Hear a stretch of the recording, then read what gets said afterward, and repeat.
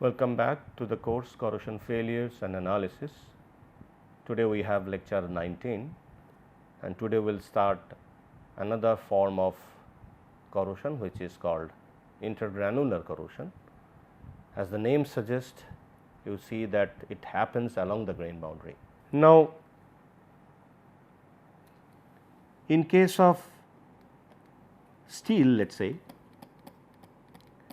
say 0.2 weight percent carbon steel or carbon manganese steel, little bit of silicon in it, we call it mild steel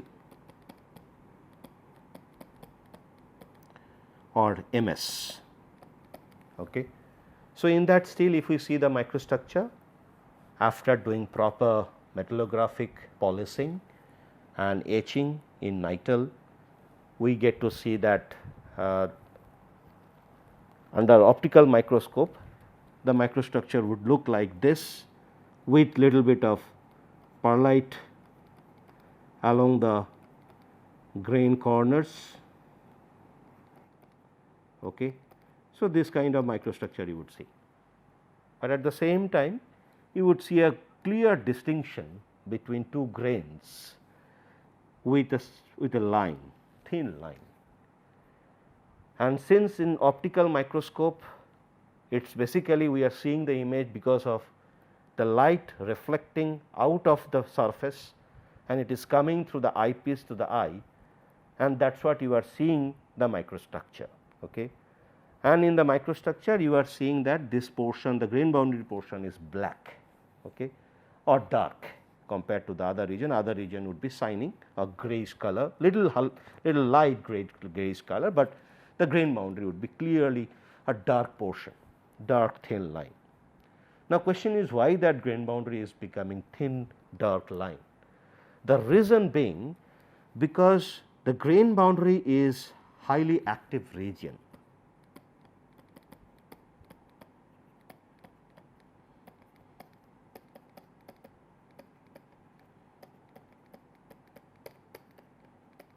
Highly active region, and that is what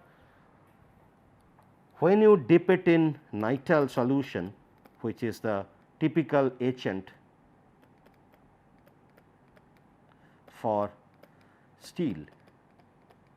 Okay.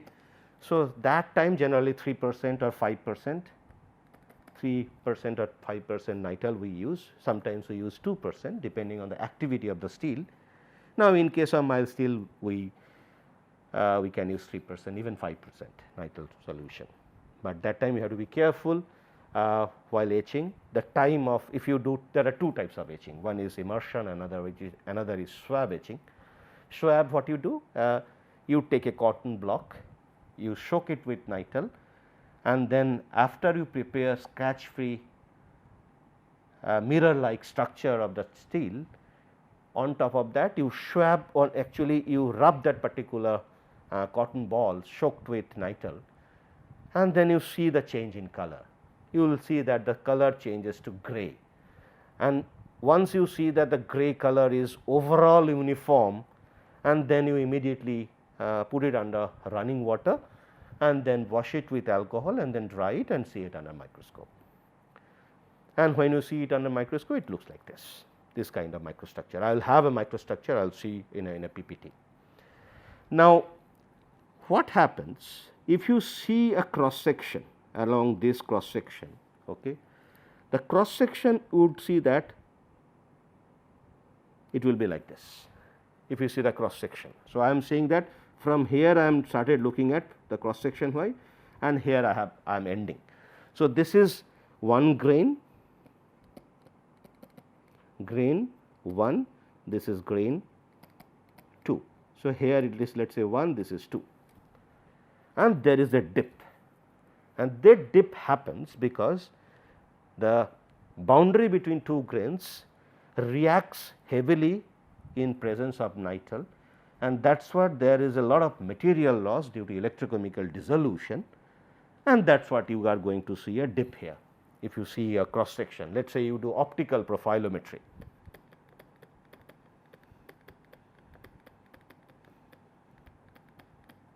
optical profilometry. What it does? It actually checks the surface roughness, and wherever you find a small dip, it should show you that there is a dip. Now, if you see, let us this portion, let us make it, let us zoom it. So, when you zoom it, it will look like this. Now, you are sending, since it is an optical microscope, you are sending light beam. So, these are the light beam which are falling, and now it will try to reflect out. Okay. So, it will try to reflect out like this.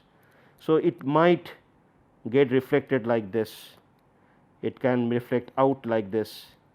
Similarly, it can reflect like this, it can reflect out like this.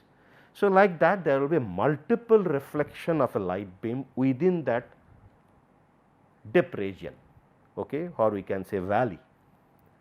But if you see the same parallel beam is coming,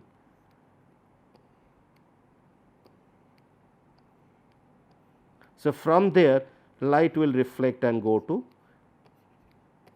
eyepiece. Fine.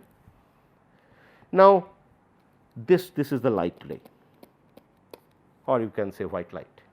So, this light ray is coming to eyepiece, but here this light is also trying to come to the eyepiece, but since they are having multiple reflection, there will be lot of absorption of light, and since that is what the light beam what would come to eye would be much lesser intensity than the light beam which is coming from flat portion of the particular grains.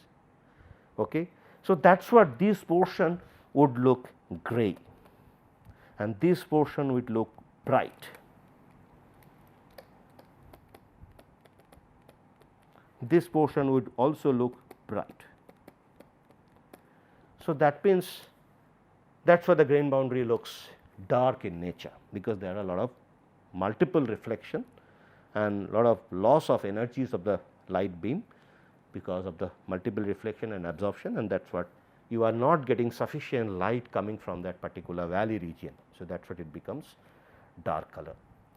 Now, question is, here also the grain boundary is attacked preferentially compared to the other regions. Okay. So, now intergranular means the preferential attack along the grain boundary, okay, preferential corrosion of along the grain boundary. Here also this is, and since it is a nitrile solution, this is also electrochemical dissolution.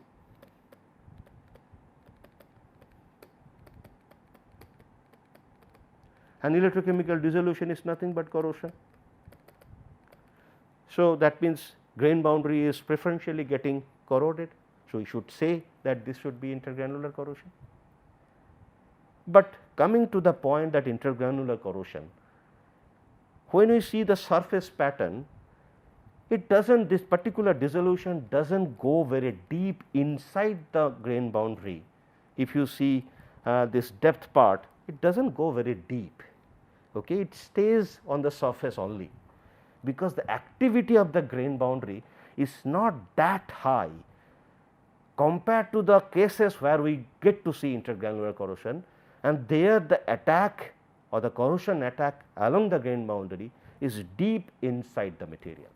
It does not happen on a shallow depth, it happens at a much deeper section of that along the grain boundary. So, this also can be termed as a grain boundary, but to a specific sense we term grain boundary when there is a specific attack along the grain boundary and that attack goes deep inside the body. Okay. And that attack happens because of another aspect of that grain boundary attack is when we have intergranular corrosion, that particular time there should be a formation of precipitates along the grain boundary, okay, or there could be possibility of precipitate free zones along the grain boundary. Okay. So, those two cases should happen in parallel with the specific attack along the grain boundary. So, in case of mild steel, this should have been a grain boundary attack because its only grain boundary is getting attacked, but this may not be coming under the gamut of intergranular corrosion, because in order to have intergranular corrosion there are two more conditions are to be met. One is of course corrosion along grain boundary, okay. Second is this activity of grain boundary increases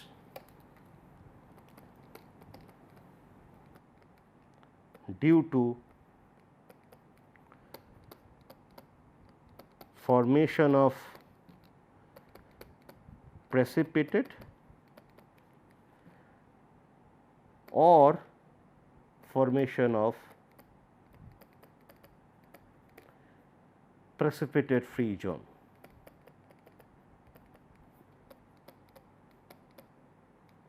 Or formation of depleted zone of certain element. Fine. So, then only we can call it intergranular attack.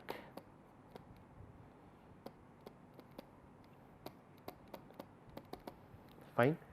Otherwise, we do not term them as intergranular corrosion. For example, in case of mild steel, this grain boundary is also specifically attacked, but this cannot come under the gamut of intergranular attack, because we do not have this kind of situation due to the formation of grain boundary precipitate or precipitate free zone or formation of depleted zone of certain elements along the grain boundary. Okay. So, that second condition does not meet. So, that is what this cannot be considered as intergranular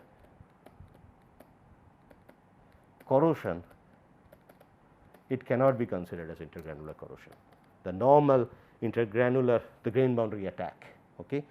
But this one should be considered as intergranular corrosion, because of course, corrosion happens along the grain boundary, but at the same time that corrosion happens, the reason for that corrosion is enhanced due to the formation of precipitate or formation of precipitate free zone or formation of depleted zone of certain elements.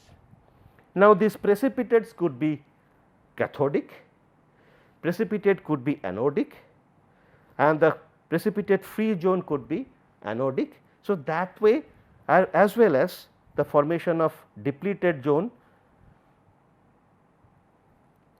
I think I missed this off, formation of depleted zone of certain element. Okay. So, then only we have enhanced activity along the grain boundary regions and we get intergranular corrosion attack. Now, this thing happens, this particular intergranular corrosion happens when we consider let us say 18-8 austenitic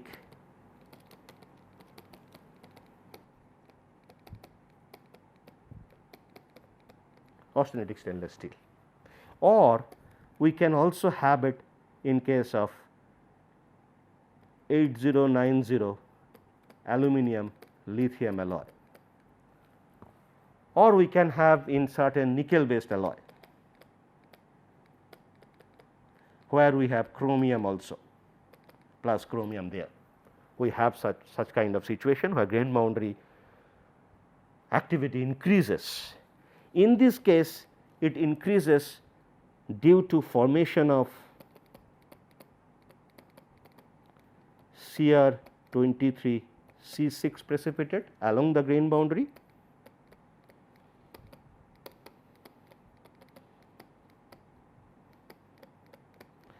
plus formation of chromium depleted zone. So, this happens in this case. So, this is actually enhancing grain boundary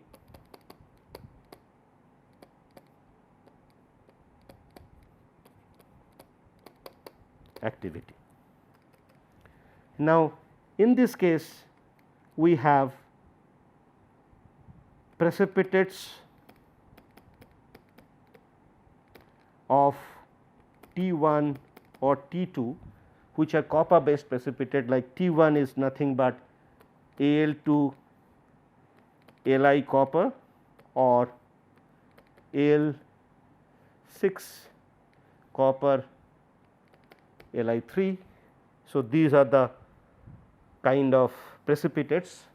So, this is T2, this is T2, and here we have certain amount of copper. So, these precipitates form along the grain boundary, okay, and that makes this grain boundary activity higher than the surrounding grains. Now, interestingly, in this case the dissolution of precipitate does not happen.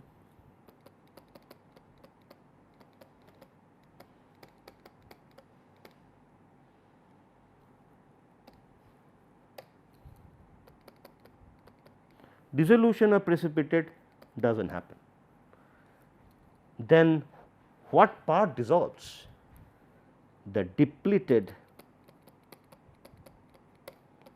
chromium narrow zone along the grain boundary, that dissolves. Okay. So, if you see, let us say this is austenitic stainless steel, that means the entire steel and the carbon content, let us say 0.08%, and this is 18% chromium and 8% nickel, and these are all in weight percent. And for your information, whatever composition I would write, they will be all weight percent. If I do not mention specifically these are in atom percent, otherwise everything will be weight percent. Now, in this case what happens, this is the grain boundary of austenite, in this case this is austenite, and this chromium carbide precipitate happens along the grain boundary, and due to that surrounding region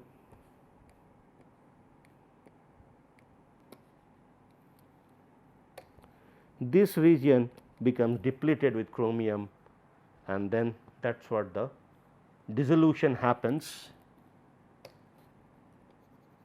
in this shown.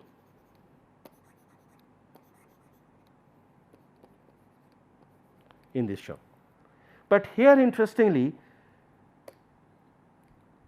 these are active precipitate. Fine. In this case, this one is not active specificity, active precipitate, not active precipitate, rather these are noble precipitate. Why noble? Because it does not dissolve. If it is active precipitate, that dissolves. So, here these dissolves, and if you have aluminum grains, this is aluminum, this is one grain, this is aluminum lithium copper alloy grain. So, this precipitates happens along the grain boundary, and actually what happens, this precipitate dissolves, and that is what the grain boundary attack happens. So, that is what the dissolution of precipitate leads to grain boundary corrosion.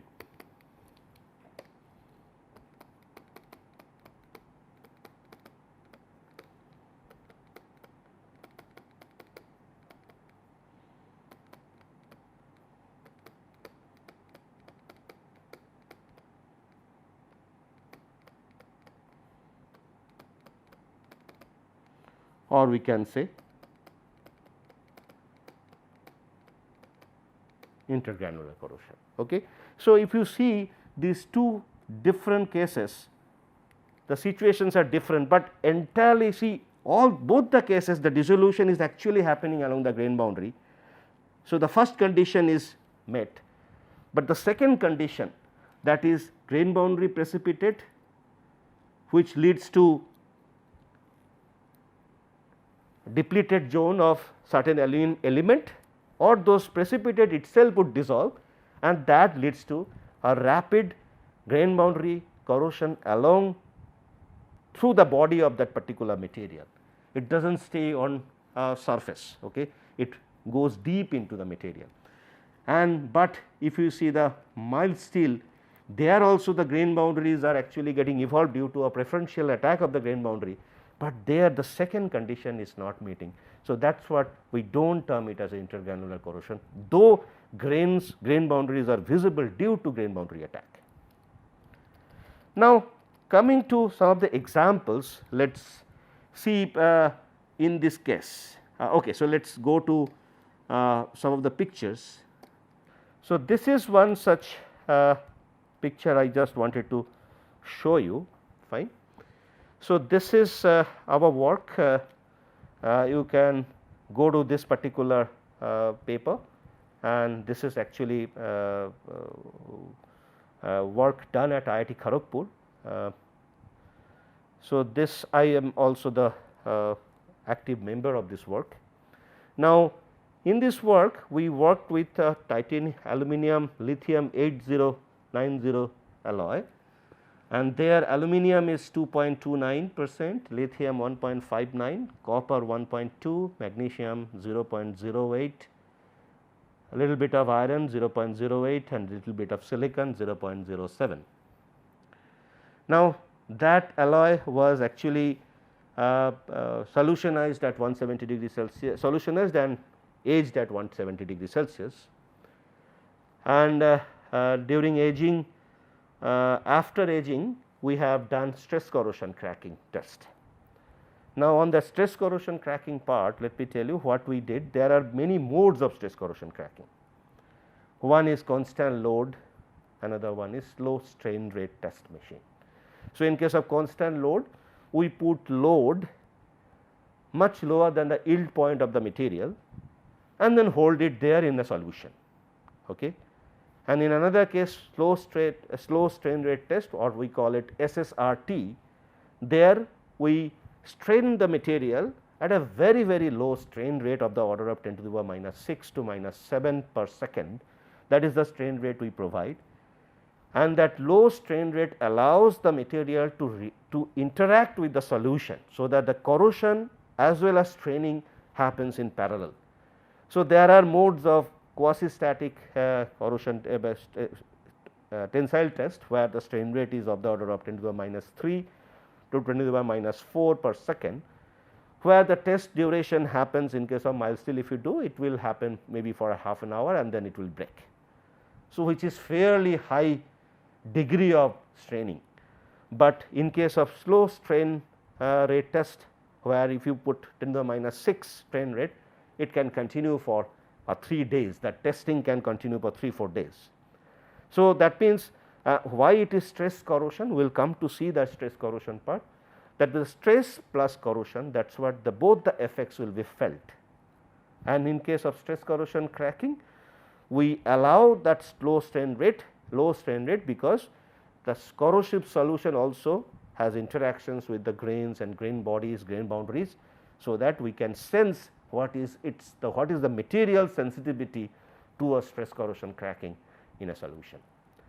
Similarly, in case of constant load testing, we hang the material giving a constant load, which is calculated on the basis of the yield point of the material, and then leave it in the solution. If you take 50% of the yield point load, or let us say 70% of the yield point load, depending on the severity of that corrosive media, the material at some point in time will fail. Okay. So, there we do not get the elongation part, but at least we could sense what is the degree of corrosion, stress corrosion attack. Now, this alloy, what we did constant load machine, and this is the ACM pictures after the testing, after the constant load testing. We have tested its we have taken a micrograph and then started taking the picture out of it under ACM, and we show that these are the grains, these are the grain boundary. Okay. These are the grain boundary, fine, and interestingly you could see that these are the kind of corrosion deposits, because when straining happens the corrosion is happening and then corrosion products are getting deposited there, because after it breaks, for example, today morning it breaks, tomorrow morning when I come, that time I see that the sample has broken. In that meantime it has also gone under corrosion, but at the same time let us say the breaking is taking place, there is a crack propagation, but crack propagation might happen slowly. So, by the time crack propagates out completely, there could be corrosion stuff which is deposited along the corrosion points. So, that means here you could see that corrosion points are basically nothing but this intergranular region. And if you see the TM picture, this is a bright field picture. So, there you could see these are the basically precipitates, and these are forming along the grain boundary. So, this is another grain boundary, and we have seen that the grain boundaries are having copper rich precipitates, because when that T1 or T2, that T1 dissolves because it has copper, aluminum and lithium and aluminum being active elements, they dissolve due to dealloying effect, and there would be left out copper. So, copper enrichment happens along the grain boundary. We have done that ACM EDS, and we could see that along the grain boundary after corrosion failure, we could see that the grain boundaries are having lot of deposits of copper. So, initially the copper content was around this was in the material, it is 1.59, but along the grain boundary we could find even 70% copper. So, that means that copper deposits happens because the copper rich precipitates are actually dissolving, and this is also classic case of dealloying, because aluminum and lithium both are active compared to copper. Aluminum, lithium go to the solution in the form of ions, copper is left behind, and that actually deposits there, and then that is what we are getting increased copper content, fine. And if you see another mode, this is optical micrograph. After the fracture, wherever fracture happens, after fracturing we have checked the cross section of the fracture and then polished and took a micrograph, and it is also, if you see, it is actually attacking along the grain boundary. So, these are along grain boundaries, and here the copper deposit shows and proves that it is actually dissolution of copper containing precipitates into the solution, leaving copper there. So, it is basically the mechanism is dissolution of active precipitates there, and those precipitates are forming along the grain boundary, and that is what the grain boundary attack is taking place, or intergranular attack is taking place. And since we are putting stress along the tensile axis, and because of the straining it fails, and because of that failure the fracture surface become intergranular also. So, this is the fracture surface, this is a typical fracture surface.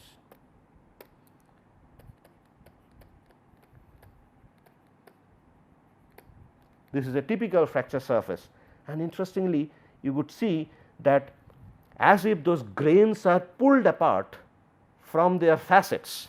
So, you could see the grain facets. So, this is one grain facets.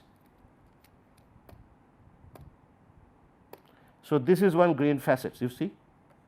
So, this is a grain facets. So, this is another grain facets, fine.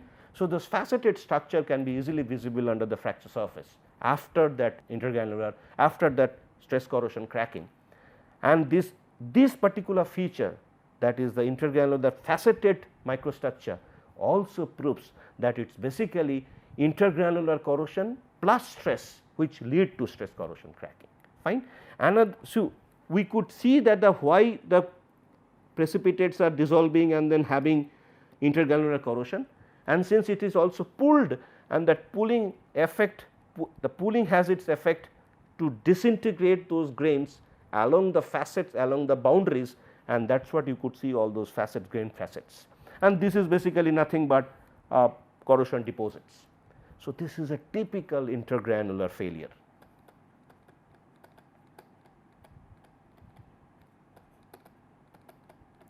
And that happens because of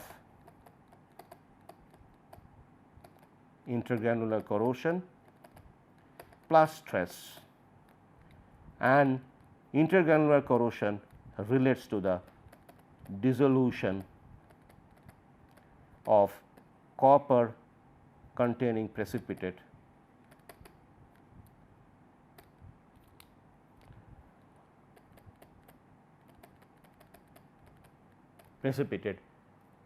which are active precipitates, because if it is active it dissolves, and that is what we have intergranular corrosion plus intergranular failure due to stress corrosion cracking.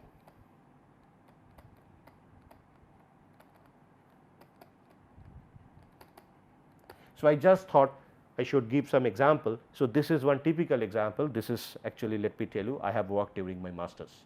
Okay. So, this is one work I wanted to show you, which gives you an understanding that why intergranular corrosion happens and what its implications, because its implications is stress corrosion cracking happens intergranular mode, and remember, stress corrosion cracking is a very, very deleterious mode of failure of materials.